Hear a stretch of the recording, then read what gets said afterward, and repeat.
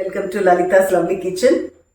நாம் இன்னைக்கு பார்க்க போகிற recipe very simple but very very very tasty which everybody likes it. மாங்காய் தொக்கு. மாங்காய் தொக்கே எனக்கு பிடிக்காது அப்படின்னு சொல்கிறவா ரொம்ப ரொம்ப கம்மி. Or maybe I can say that there is nobody இல்லையா. இதை ரொம்ப ஈஸி மெத்தடில் எப்படி நம்ம ரொம்ப நாள் நிற்கிற மாதிரி எப்படி நல்லா பண்ணலாம் அப்படிங்கிறது தான் நான் இன்னைக்கு காமிக்கலாம் அப்படின்னு நினச்சிட்டு இருக்கேன். ஸோ இதுக்கு வேணுங்கிற சாமான் நான் ஒரு 3 தோத்தாப்பரி மாங்காய் இல்லைன்னா கிளிமூக்கு மாங்கான்னு சொல்லுவோம் இல்லையா, அதை தோல் எடுத்துட்டு நல்லா ஸ்டீவி வச்சுட்டுருக்கேன், கிரேட் பண்ணி வச்சுட்டுருக்கேன். அதுக்கு சேர்க்க வேண்டியது முதல்ல கொஞ்சம் ஒரு 1/2 டீஸ்பூனுக்கு வெந்தயம், அதுக்கப்புறமா இந்த கெட்டி பெருங்காயம் இவ்வளோ எடுத்து வச்சுட்டுருக்கேன். இது பயங்கர வாசனை இருக்கும், அதனால இவ்வளோ போகிறோம். அதுக்கப்புறம் முதல்ல இது ரெண்டையும் நல்லா வறுத்துட்டு பொடிச்சு ரெடியாக வச்சுக்கணும். அதுக்கு ஆட் பண்ண போகிறது ரெட் சில்லி பவுடர், அதுக்கப்புறமா உப்பு, அதுக்கப்புறமா வெல்லம். இது கொஞ்சம் வெல்லம் பசையாக தான் போடணும், அப்போ தான் நல்லாயிருக்கும். ஏன்னா இப்போ இன்னும் ரொம்ப சீசன் இல்லை, அதனால தோத்தாப்பரி மாங்காய் கூட உங்களுக்கு ரொம்ப ஸ்வீட்டாக கிடைக்கிறது இல்லை இப்போ, அதனால கொஞ்சம் ஜாஸ்தி போட்டாக்க நல்லாயிருக்கும். இப்போ வெறும் வானிலையில் இந்த மெந்தியத்தையும் அதுக்கப்புறம் இந்த பெருங்காயத்தையும் போட்டு கொஞ்சம் நல்ல ரெட்டிஷாக வறுத்துக்கணும், கோல்டன் கலரில் வறுக்கணும்.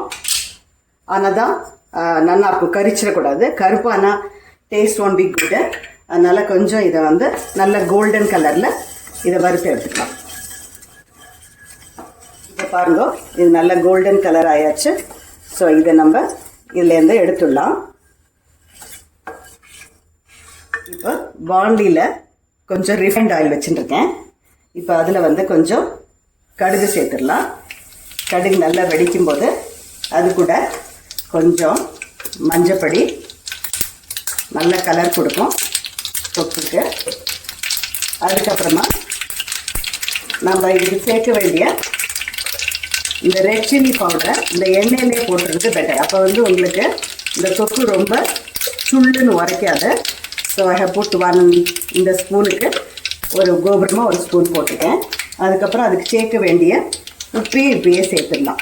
ஸோ இதுக்கு கரெக்டாக ஒரு 1.5 டீஸ்பூனை போட்டிருக்கேன். ஸோ இதை கொஞ்சம் நல்ல எண்ணெயில் பொரிஞ்ச உடனே இது கூட நம்ம மேங்கோவை ஆட் பண்ணிடணும். அவ்வளோதான், துருவி வச்சிருக்கிற மாங்காயை அதில் ஆட் பண்ணிடலாம். இந்த மாங்காய் திருப்பி மூடி வச்சிடலாம். இது கொஞ்சம் கிண்டி மூடி வச்சுட்டாக்க கொஞ்சம் வெந்துடும். வெந்ததுக்கப்புறமா இதுக்கு சேர்க்க வேண்டிய வெல்லத்தை சேர்த்து கொஞ்சம் கூட நல்லா வதக்கணும். இப்போ இந்த மாங்காவை இதோட சேர்த்துட்டேன், துருவி வச்சதை.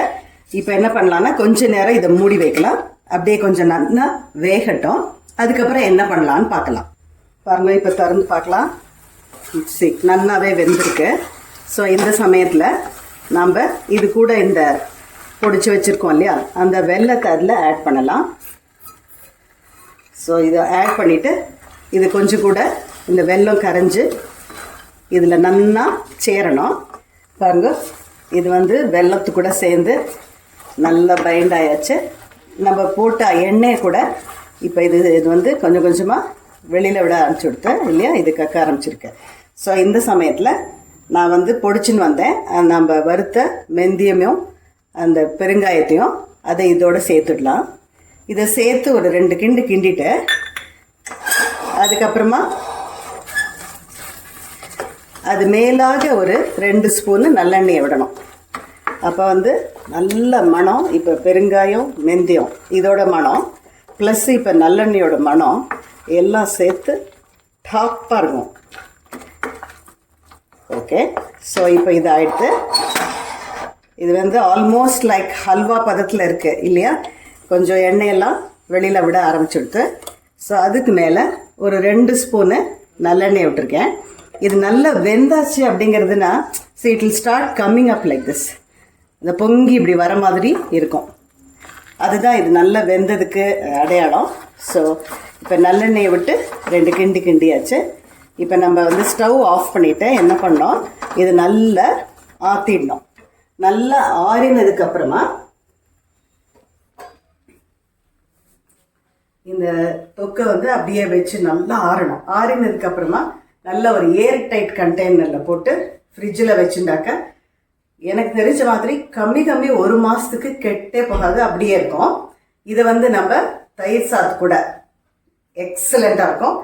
அப்பார்ட் ஃப்ரம் இட் இதை வந்து நீங்கள் இட்லி, தோசை, சப்பாத்தி, பூரி இது எல்லாத்துக்குமே நீங்கள் இதை யூஸ் பண்ணலாம். ரொம்ப இந்த மாங்காயோட சீசனில் இதை தவறாமல் வாங்கி இந்த மாங்காய் தொக்கு பண்ணி வச்சுட்டோம்னா சப்பாத்திக்கு, பூரிக்கு எல்லாத்துக்குமே இது வந்து ஒரு super combination. It be very very nice. இந்த மாங்காய் 3 எண்ணம் எடுத்துட்டு இருக்கேன். கொஞ்சம் மீடியம் சைஸில் தான் இருந்தது. ஸோ உங்களோட மாங்காய் எந்த சைஸில் இருக்கோ அதுக்கேற்ற மாதிரி உப்பரப்பு, அதுக்கப்புறமா வெல்லம் ஆட் பண்ணிக்கோங்க. சம்டைம்ஸ் மாங்காய் வந்து ரொம்ப புளியாக இருந்தால் you have no other go, உப்பரப்பு எல்லாமே கொஞ்சம் ஜாஸ்தி போட்டால் தான் அது கொஞ்சம் டேஸ்டியாக இருக்கும். இதெல்லாம் according to your choice. But நான் வாங்கினது கொஞ்சம் மீடியம் சைஸில் இருந்து கொஞ்சம் புளி இருந்தது நன்னாவே. அதனால நான் கொஞ்சம் காரமும் ஜாஸ்தி ஆட் பண்ணியிருக்கேன், வெல்லமும் ஜாஸ்தி ஆட் பண்ணியிருக்கேன். ஸோ நீங்கள் வந்து எப்படி இருக்கோ அதுக்கு ஏற்ற மாதிரி பார்த்து பண்ணிக்கோங்க. I hope you like this recipe. Very simple but very very tasty. கண்டிப்பாக இதை ட்ரை பண்ணுங்க. மாங்காய் காலத்தில் விடாமல் இதை பண்ணி நல்லா என்ஜாய் பண்ணலாம். So let me meet you in the next lovely video. Bye-bye.